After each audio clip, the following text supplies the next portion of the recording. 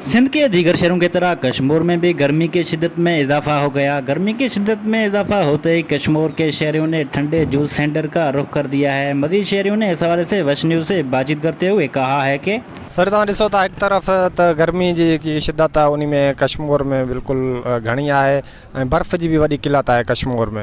हाणे असां हिते बीठा आहियूं रेड़ी ते जेको जूस पीऊं था थधो गर्मी खे ख़तमु करण जे लाइ। सर बिल्कुल ये जो महीनो है तमाम जो है तो गर्म है। जेके कश्मीर में जी गर्मी की शिदत है वह तमाम ज़्यादा है।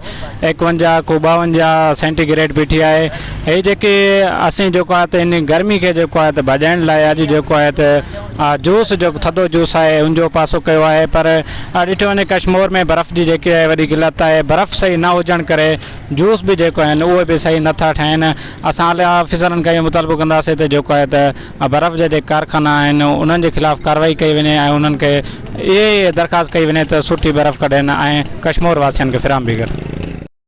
शहरियों ने कहा जैसे ही गर्मी की शिद्दत में इजाफा हुआ है तो हमने जूस सेंटर का रुख कर दिया है। यहाँ पर ठंडे जूस पीकर खुद को सर्द महसूस करते हैं। कैमरामैन टीम बख्तरी चाचड़ के साथ शेरबाज कोसो, वश न्यूज़ कश्मीर।